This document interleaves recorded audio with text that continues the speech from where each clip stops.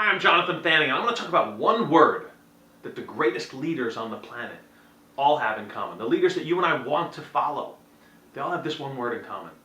People that follow us, that are influenced by you and I, they want to know that this one word is part of us, part of who we are. The greatest leaders on the planet serve. They serve. But we have to be very careful with that statement because poor leaders, mediocre leaders, okay leaders, also often serve. What's the difference? What's the difference? Well, the greatest leaders serve needs, not necessarily wants. That's part one.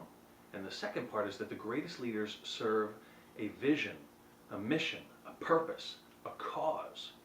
And sometimes, and this is part of the paradox, part of what makes leadership complicated, sometimes that vision, that mission, that cause, that purpose isn't exactly what the people on the team need. Very rarely is it exactly what they want. Let me give you an example as a parent.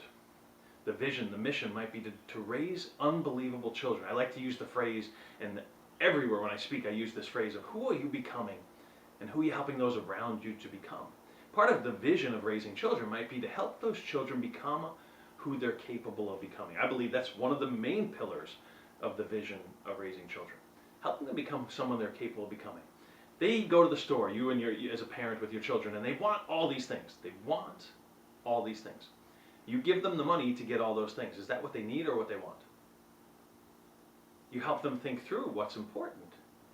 Might be closer to what they need versus want. As a politician serving a community, serving a state, serving a nation, do you give people what they want or what they need?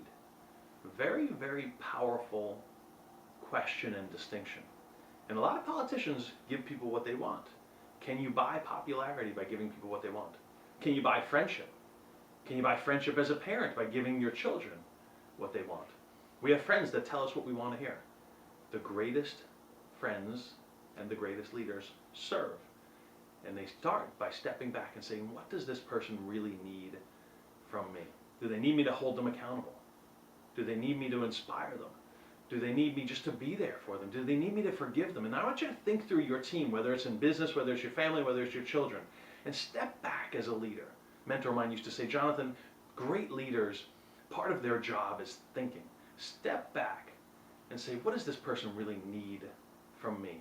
And I like to picture leadership as a big circus tent.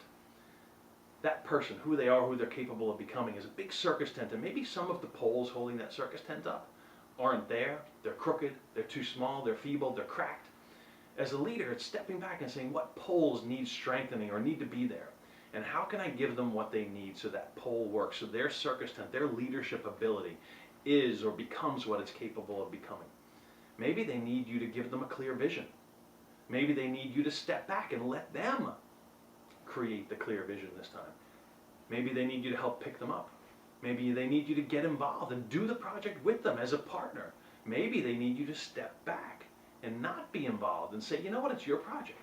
I think you can do it. Maybe they need you to say, I don't think you could do it. You know, Walt Disney building Snow White and the Seven Dwarfs. Amazing film. And how many movies have you watched that were made in 1937? Not many, but I bet that's one of them. Classic. His fingerprints are all over the movie. A few years later, they're building Cinderella. And Walt Disney stepped back. He was much, much less involved. He was involved in a few scenes, primarily in the vision and the standard.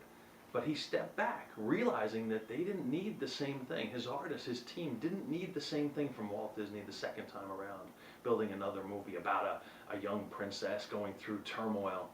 He stepped back. What does your team need from you right now, as a parent, as a leader? What do they need from you? And then the second part of the paradox of serving needs is, what does the vision need from you? I like to look at it this way. LeBron James, NBA Finals the last couple of years. The team might need this. The vision, the mission, the purpose, what we're trying to get done might need this. They might need LeBron to shoot almost every time he touches the ball in the end of the game. His teammates, their true needs, their wants probably aren't that. Maybe. Their true needs might not always line up with that.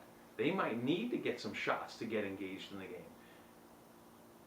Sometimes as a leader, the job of the leader, part of the job of the leader is thinking, is figuring out which need takes precedence at that moment in time. Not simple. Not simple. I'm Jonathan Fanning. I hope that this serves you. I hope this makes a difference and helps you get what you need in your leadership journey.